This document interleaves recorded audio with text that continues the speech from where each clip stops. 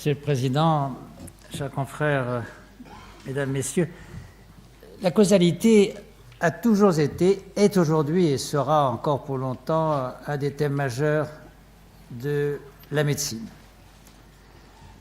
Bien sûr, il faut trouver la cause pour adapter le traitement. En tout cas, il serait souhaitable de le faire, en dépit du titre de ce colloque. Bon, chacun sait, par exemple, que traiter une fièvre par des antibiotiques sans connaître la cause de la fièvre est une erreur médicale courante, qui peut être éventuellement grave. Le problème est bien sûr que dans beaucoup de maladies, nous allons le voir, on ne connaît pas la cause, il faut donc se résoudre à intervenir, si possible, non pas sur les symptômes, mais sur des éléments pathogéniques, j'y reviendrai. Je commencerai par des cas relativement faciles, ou je dirais plutôt apparemment faciles. C'est le cas des maladies infectieuses et des maladies génétiques monogéniques. Là, la cause est claire. Dans les maladies infectieuses, il y a éventuellement une contamination détectée ou imaginée. Il y a des tests pour vérifier que c'est bien cet agent infectieux qui est à l'origine de la maladie. A priori, il n'y a pas de problème, au moins pour beaucoup d'infections. Dans le cas des maladies monogéniques, il y a une mutation qui est maintenant en général identifiée, et on sait que c'est cette mutation qui est à l'origine de la maladie. Pour autant, même dans ces cas théoriquement faciles, les choses ne sont pas aussi simples. Dans le cas des maladies infectieuses, on sait bien que les épidémies ne touchent pas tout le monde, et touchent les malades de façon variable, d'un sujet à l'autre, et au point que l'élément génétique devient important. Alors, certains vont très loin, et je ne peux pas m'empêcher de citer le titre de la conférence que Laurent Casanova avait donnée il y a quelques années dans cette salle, « Les maladies infectieuses sont des maladies génétiques ».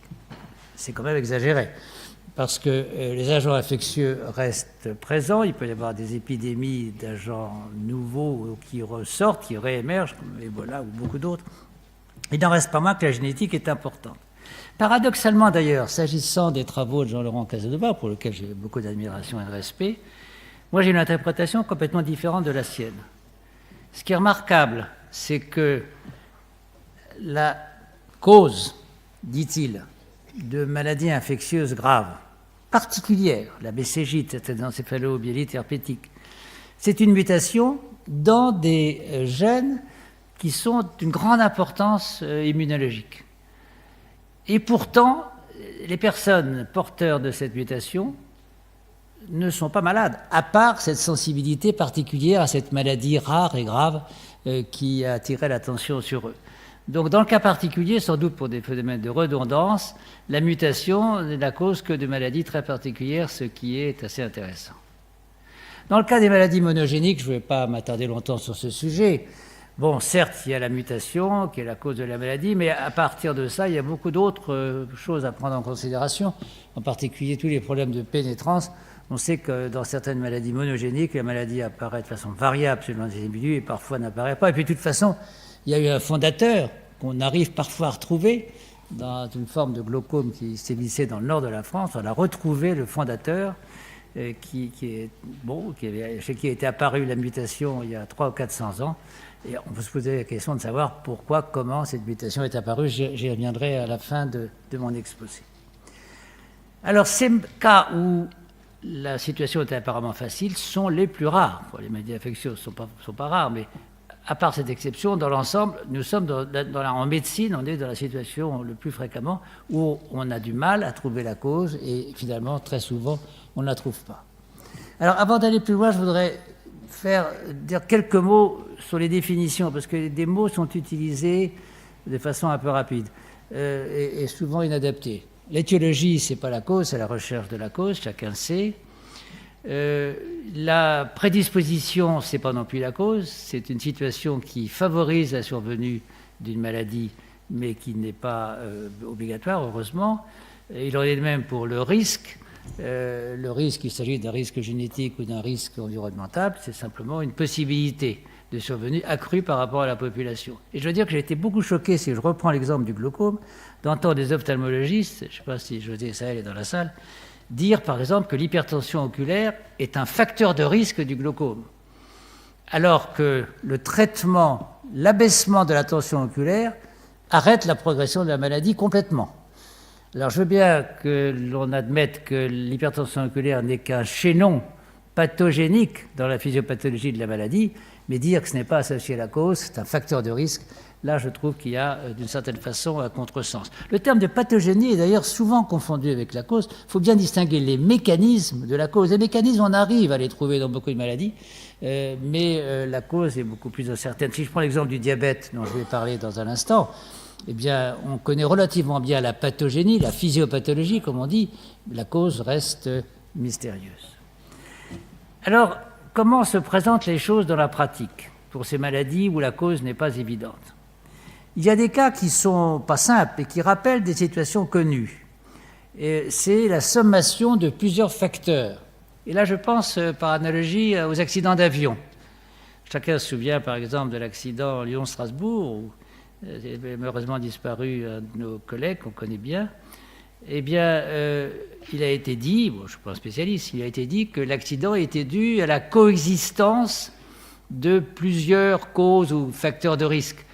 Aucun de ces facteurs n'aurait suffi, ou même 2 ou 3 de ces facteurs associés n'auraient suffi à provoquer l'accident. C'est l'ensemble de tous ces facteurs qui est intervenu. Alors, on a un peu l'équivalent chez l'homme. Si vous prenez une maladie comme la maladie cœliaque, il y a un terrain particulier, mais ce terrain ne conduit à la maladie que si le sujet ingère du gluten.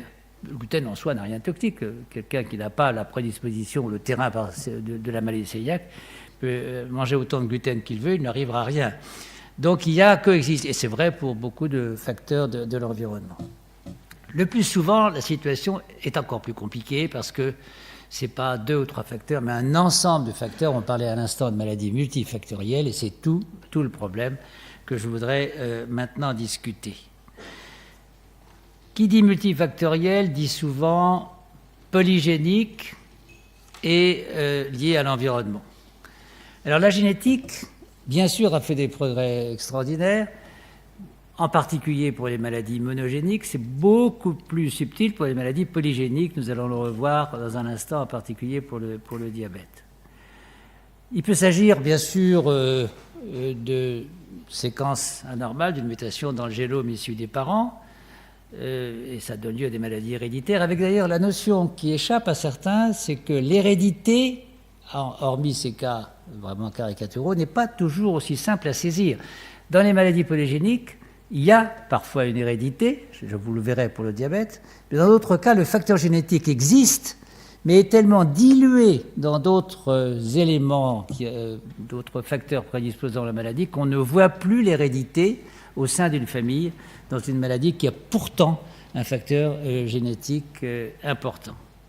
S'agissant du génome, je voudrais signaler quelque chose, parce que ça nous intéresse particulièrement au laboratoire actuellement, nous travaillons sur ce sujet, c'est ce que l'on appelle la dérive génétique, surtout dans les espèces animales, mais il existe l'équivalent chez l'homme. Il y a par exemple des variants qui apparaissent chez des jumeaux monozygotes, qui sont différents selon les 2 jumeaux, qui apparaissent bien sûr au tout premier stade du développement, et nous savons que cette dérive génétique conduit à des différences de phénotype, et nous travaillons actuellement sur 2 sous-lignées de souris de la même souche initiale et qui ont montré une dérive génétique que nous étudions, et nous étudions le mécanisme d'action sur le phénotype.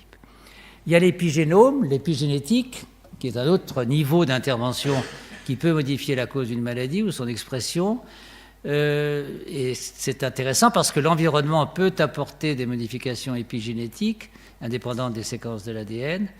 C'est compliqué parce qu'en plus, il peut y avoir une transmission transgénérationnelle. Nous l'avons discuté au cours d'un colloque à la fin de l'année dernière. Et puis, il y a le métagénome. Et là, je voudrais dire quelques mots parce que là, nous sommes en plein dans le problème de la causalité.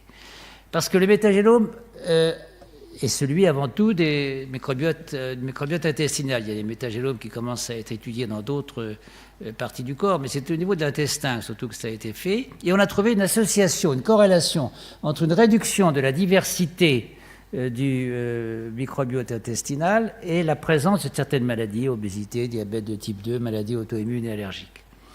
De là est arrivée l'idée que c'était ça la cause, un facteur prédisposant à ces maladies. Il n'y a rien éprouvé pour cela. Dans les 2 sous-lignées de souris dont je vous parlais tout à l'heure, eh bien, il y a des différences de microbiote intestinal.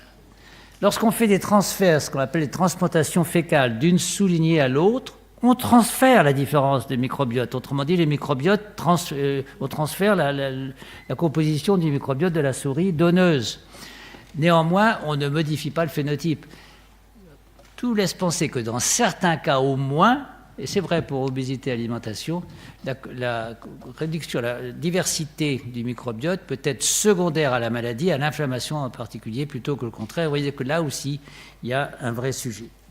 Alors l'environnement, je serai bref parce que je reviendrai tout à l'heure dans le cas d'exemple que j'ai choisi. L'environnement, il faut bien distinguer l'environnement des écologistes ou des écologues, comme souhaitent s'appeler nos confrères, ici présents peut-être. L'environnement des écologistes, c'est surtout le contexte physique, chimique, climatique. Pour le généticien, c'est un peu différent. Il y a bien d'autres niveaux d'environnement. Il y a le comportement, l'alimentation, l'utilisation de tabac, d'alcool, les relations personnelles avec d'autres individus, le comportement, l'éducation, la culture. Il y a beaucoup d'autres facteurs qui interviennent. Donc c'est compliqué. C'est compliqué, mais bien sûr très important. Et c'est le rôle des épidémiologistes que d'essayer de trouver ce qui vraiment est solide et robuste au-delà de tout ce qu'on dit, avec en particulier cette fascination pour la chronologie, sur laquelle, je pense, d'autres reviendront au cours de cette journée. Voilà donc comment se situe le problème de ces maladies complexes. Comment cela s'applique-t-il à une maladie donnée qui est sans doute celle pour laquelle nous avons le plus de données, ou une de celles que nous avons le plus de données. C'est le diabète insulinodépendant. Alors le diabète insulinodépendant, c'est une maladie auto-immune qui est due à l'agression des cellules bêta des îlots de Langerhans du pancréas qui produisent l'insuline. Et cette agression est faite par les lymphocytes T. Ça, c'est la pathogénie, pour revenir à mes définitions. Alors, la maladie a une forte composante génétique, qui est illustrée sur cette diapositive. Lorsque, dans une famille, on regarde quel est le risque pour un sujet de devenir diabétique lorsqu'il y a un autre cas de diabète dans la famille. Alors, si c'est les parents, c'est de l'ordre de 4 à 5%. C'est d'ailleurs, on pourrait revenir là-dessus, on n'a pas le temps, c'est 3% de risque si c'est la mère qui est diabétique et 6% si c'est le père. Si c'est un frère ou une sœur, c'est en moyenne 5%. C'est très modulé par les gènes HLA. Vous voyez ce diapositive que le taux de concordance atteint 16% si on est chez deux frères et sœurs HLA identiques, contre très peu, moins de 2% dans le cas contraire. Et 16%, c'est énorme, parce que le taux de concordance entre deux vrais jumeaux pour la maladie est de l'ordre de 35-40%. Alors, cette diapositive, elle est fondamentale, parce qu'elle nous dit d'abord qu'il y a un élément génétique très important, et elle nous dit qu'il y a également, que le HLA est très important, que le non-HLA l'est aussi, et elle nous dit aussi que l'environnement joue un rôle très important, puisqu'il n'y a que 50, au maximum 40% de concordance chez les vrais jumeaux. Alors, les techniques de la génomique, bien sûr, ont permis d'aller plus loin. Et il y a eu toute une série d'études qui ont été faites chez la souris NOD, qui est le modèle prototypique, parce que nous avons la chance d'avoir ce modèle de diabète de type 1 chez la souris qui est très proche de celui de l'homme. Et on s'est aperçu qu'on pouvait identifier par des méthodes utilisant à la fois des souris congéniques, des microsatellites, puis maintenant les méthodes génomiques que vous connaissez. On a identifié plus de 25 gènes, 25 régions génétiques, à vrai dire. Ce n'est pas forcément des locus parfaitement déterminés. Certains le sont, mais pas tous. Chez l'homme, on a à peu près la même situation. Alors ça pose un énorme problème. Ça pose un énorme problème parce qu'avec sans faire de modélisation mathématique, mais les généticiens le savent, on n'arrive pas à expliquer le rôle de 25 gènes dans une maladie comme le diabète avec les taux de concordance que je vous ai présentés. Alors, comment peut-on expliquer ce problème ? Eh bien, on peut d'abord dire que la maladie est hétérogène et que les familles diabétiques sont toutes différentes. C'est peu plausible, mais ce n'est pas impossible. À ce moment-là, il y a autant de gènes que de familles, ou presque. On peut dire qu'il y a des gènes majeurs et des gènes mineurs, parce que finalement, la génomique va faire la liste des gènes. Elle ne va pas faire la différence, sauf dans le cas du HLA. On pourrait dire qu'il y a quelques gènes majeurs qui comptent et que les autres ne comptent pas. On n'est jamais arrivé à faire la liste des gènes qui comptent. Donc on est dans une situation difficile. Peut-être que l'épigénétique occulte-t-elle l'expression de certains gènes. c'est possible. Il faut remarquer à ce sujet-là que le risque relatif dû à chacun de ces gènes est extrêmement faible, de 1,2, 1,3, 1,5 au maximum. Et on arrive à les trouver quand même, ces gènes, parce qu'on travaille sur des cohortes de plusieurs milliers de malades. Et le problème est le même pour toutes ou la plupart des maladies polygéniques. On a donc un véritable problème pour la génétique de ces maladies polygéniques multifactorielles. À vrai dire, il faut dire simplement, c'est une grande déception. On avait beaucoup compté sur cette approche génétique. Des sommes considérables ont été investies dans ce sujet. Je pense qu'on va s'y retrouver un jour. On n'est pas prêt de le faire pour aujourd'hui. Alors, quelques mots sur le métagénome et sur le microbiote. Le diabète fait partie des maladies pour lesquelles, le diabète de type 1, insulinodépendant, j'ai parlé du type 2 tout à l'heure, mais c'est vrai pour le type 1 dont je parle maintenant, il y a une association très significative entre la composition du microbiote intestinal, ici étudiée par la technique des RNA-16S, mais on peut le faire avec des techniques séquentielles, on a la même chose. Il y a une association entre la maladie et la composition du métagénome. Donc ça, c'est intéressant. Mais il y a un problème. Alors le problème, il apparaît sur cette diapositive. En ordonnée, c'est l'index de diversité. Il faudrait un quart d'heure pour vous l'expliquer. Ce n'est pas le sujet. Ça traduit simplement, c'est une présentation synthétique de la diversité des microbiotes. Alors on voit qu'il y a une différence quand les sujets deviennent diabétiques. Ce sont des sujets qui ont été suivis régulièrement depuis la naissance pour l'étude du microbiote, en sachant que c'était des sujets prédisposés à devenir diabétiques, puisqu'ils étaient de familles diabétiques, il y avait donc un risque qui est du niveau que celui que je vous ai évoqué tout à l'heure. Et on voit que lorsque les malades deviennent diabétiques, il y a effectivement la différence que j'ai évoquée tout à l'heure entre les malades et les témoins. Mais ce qui est remarquable, c'est que lorsqu'on étudie des sujets qui sont séroconvertis, c'est-à-dire qui ont déjà les stigmates de la maladie biologique, qui ont commencé leur maladie, et qui sont d'ailleurs tout proches de la faire, qui sont à quelques mois de le faire, eh bien, il n'y a pas de différence. Et ça pose un problème parce qui rejoint la question que j'évoquais tout à l'heure. Alors maintenant, toujours dans le diabète, et je ne vais pas être trop long, quid de l'environnement ?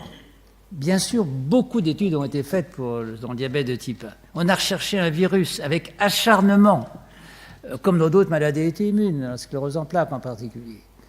On a quelques pistes sur les entérovirus du groupe des Coxsackie, du Coxsackie B en particulier.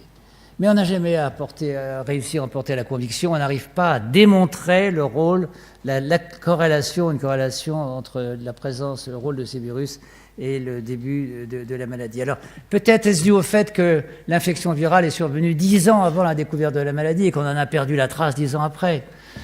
C'est possible. Il y a quelques raisons pour penser que cela est effectivement possible. Peut-être que le virus était, ou bactérie, surtout un virus auquel on pense en cas particulier, est-il totalement banal, très largement représenté dans la population. Ce qui fait que le malade devient diabétique en réponse à ce virus, c'est qu'il a une réactivité immunitaire particulière qui le prédispose à devenir diabétique. Donc ça, c'est une autre possibilité. On pourrait en décliner d'autres. En tout cas, on n'a pas trouvé le virus du diabète, comme on n'a pas trouvé le virus de la sclérose en plaques en dépit de certaines publications. Et puis, les infections peuvent avoir un rôle complètement différent. Alors là, il ne s'agit pas de cause, mais peut-être de protection. Nous avions remarqué, il y a quelques années déjà, qu'il y avait une concomitance entre la diminution des grandes maladies infectieuses et une augmentation, depuis une trentaine d'années, des maladies auto-immunes et allergiques, de toutes les formes de maladies allergiques et de beaucoup de maladies auto-immunes, incluant le diabète. Nous avons réuni, et je n'ai pas le temps de l'exposer, toute une série d'arguments de type épidémiologique, expérimental et autres, qui montrent qu'il y a très probablement une relation de causalité entre la chute des maladies infectieuses et l'augmentation des maladies auto-immunes et allergiques. Et je voudrais, pour l'illustrer, simplement vous montrer une donnée expérimentale que nous avions recueillie au laboratoire il y a longtemps, qui maintenant est largement confirmée. Si on étudie des souris à NOD qui deviennent diabétiques normalement à 3-4 mois d'âge, eh bien, dans des conditions, et c'est la partie gauche de la diapositive, dans des conditions sanitaires moyennes, une animalerie 2 étoiles, 3 étoiles, ça devait arriver à un moment, nous avions perdu une étoile, comme ça arrive à certains restaurants. Nous avions donc vu baisser la fréquence du diabète. On n'était plus qu'à 50%. Il a suffi de décontaminer les souris en faisant naître les souriceaux par césarienne et en les plaçant dans un isolateur pour voir remonter la fréquence du diabète à un maximum, près de 100%. Et il suffit chez ces souris, entre guillemets, propres, de les infecter par différents agents pathogènes, d'ailleurs, ou non, mais pathogènes pour l'essentiel, que ce soit de bactéries, des virus, des parasites, pour complètement faire disparaître la maladie. Alors, ceci est important parce que c'est un contexte de prédisposition, le fait qu'il y ait moins d'infections environnantes, et ce qui est peut-être ça peut interférer avec la génétique, mais pas vraiment. Si vous regardez par exemple la répartition de cette maladie ou d'autres que j'ai citées sur la planète, on s'aperçoit que la fréquence élevée de ces maladies est dans les pays du Nord, ou du nord de l'Europe pour l'Europe et de l'Europe par rapport au Sud. Et quand on regarde les migrants de population venant de pays de faible incidence vers des pays de forte incidence, et bien on est un peu comme chez la sourinode, on voit augmenter chez les enfants de ces familles la fréquence du diabète qui rejoint celle du pays d'accueil. Ça a été montré pour les Chinois en Californie, pour des Pakistanais en Angleterre, et ceci pour plusieurs maladies. Alors tout ça vous donne déjà donne le contexte dans lequel se situe la discussion de la cause ou de la façon dont peut survenir un diabète. Alors c'est important parce que, bien sûr, ça peut orienter les traitements. Pour l'instant, le traitement, c'est l'insuline, c'est un traitement palliatif. On peut essayer, et nous avons avec succès montré qu'on pouvait agir au début de la maladie par des anticorps monoclonaux. Et puis peut-être, si on arrive à définir cette prédisposition où la maladie a à peine commencé ou pas encore commencé, on pourra rentrer dans l'ère de la médecine prédictive, qui était chère à Jean Dossé, qui permet d'identifier les sujets à risque et éventuellement leur proposer des traitements avant même que la maladie ait commencé. Et on sait, je ferai un commentaire sur ce sujet avant de terminer, que des traitements très précoces peuvent avoir une efficacité. Alors maintenant, le problème est qu'il reste, après tout ce que j'ai dit, des situations où vraiment on n'a aucune piste. C'est vrai dans certaines disciplines plus que dans d'autres. Je ne voudrais pas offenser mon ami Yves Agide, mais en neurologie, il y a quelques très beaux succès, mais il y a quand même des maladies comme la sclérose latérale amyotrophique ou même la maladie d'Alzheimer pour lesquelles on reste dépourvu d'hypothèses vraiment robustes. Comment expliquer cela? Alors, la première explication, c'est qu'on n'ait pas les instruments, qu'on soit complètement à côté du sujet. On a des exemples de cela où on n'a rien compris pendant beaucoup d'années, puis on comprend. Si on prend l'exemple du cancer de l'estomac, on n'avait rien compris avant la découverte du rôle d'Helicobacter pylori, qui a valu le prix Nobel à ceux qui avaient découvert le rôle de cette bactérie dans la pathogénie de ce cancer. L'autre possibilité, c'est que c'est tellement complexe qu'on n'arrive plus du tout... Vous pouvez arrêter, hein. D'accord. L'autre possibilité, c'est que c'est tellement complexe qu'on n'arrive pas à vraiment s'en sortir, à trouver la cause possible. La dernière possibilité, c'est qu'il n'y a pas de cause, que ce soit un événement stochastique dû au hasard. Alors ça, ça a été dit beaucoup pour certains cancers à propos des mutations somatiques qui peuvent survenir, mais pourquoi y a-t-il des mutations? Pourquoi cette instabilité génétique? On ne fait que reculer le problème. Alors avant de terminer, je voudrais d'abord citer les travaux de grands mathématiciens, je pense à Laplace, je pense à Poincaré, qui s'étaient intéressés à ce problème en montrant que des événements minimes pouvaient progressivement déclencher par une sorte de suite de dominos des événements qui devenaient très importants et en respectant de façon prévisible les règles, les lois de la physique et de la chimie. Donc on pourrait imaginer qu'il en soit ainsi. C'est difficile quand même à envisager dans les cas des phénomènes biologiques où il y a tellement de complexité que c'est difficile à remonter. D'ailleurs, on ne pourra pas le faire, c'est une discussion purement théorique.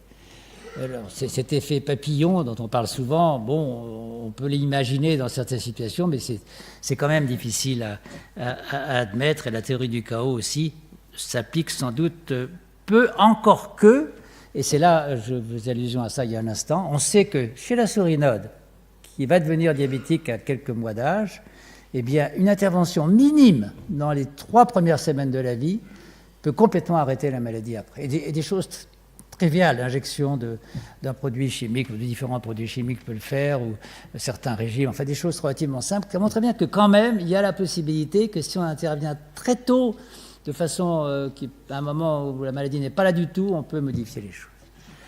Bref, je ne vais pas me lancer dans cette question du hasard. Je voudrais simplement citer deux références qui ont été connues, célèbres, qui fustigent un peu le hasard. La première, c'est celle d'Albert Einstein. Le hasard, c'est le nom que prend Dieu lorsqu'il veut rester anonyme. Et la deuxième, c'est celle de Jean Brognard qui a dit le hasard, c'est le hasard, c'est le purgatoire de la causalité. Excusez-moi. Merci.